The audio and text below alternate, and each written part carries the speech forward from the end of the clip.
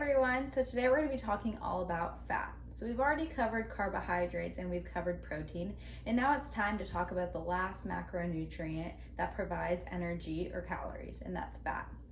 So fat is very beneficial because it's a very dense source of energy or calories. So for someone who has very high energy needs, it's important to be including lots of sources of fat in your diet. But even if you don't have very high energy needs, you require fat. And the reason is because actually every single cell in our body has a membrane that is made up of fat. In addition, healthy sources of fat help fight inflammation in our body, they help our brains develop, they help us retain muscle mass, and so many other benefits. So let's talk about the healthy sources of fat. So generally speaking, healthy sources of fat are going to come from plants.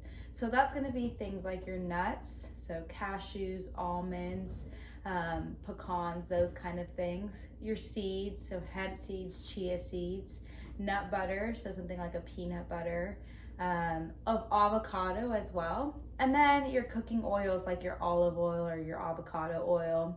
And even things like dark chocolate is going to have some fat in it, as well as olives themselves. So all of those sources of fat, in addition to fish, are going to be very beneficial for fighting inflammation, for helping our brains develop, and all those things I mentioned earlier. But then there's other sources of fat that are a little bit less healthful, and they're associated with higher risk for disease. So we want to limit or at least reduce our consumption of those types of fat.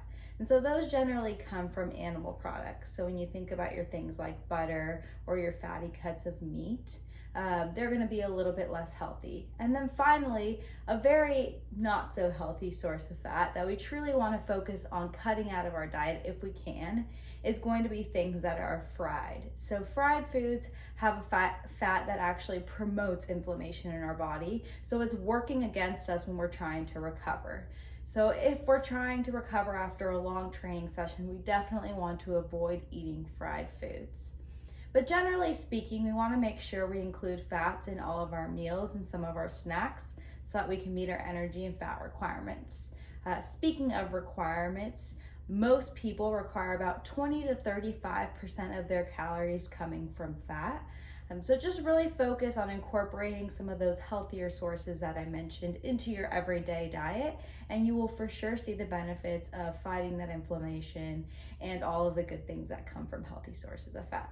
So I hope that was helpful. If you have more specific questions about your specific needs, again, as always, reach out to me and I will definitely help out.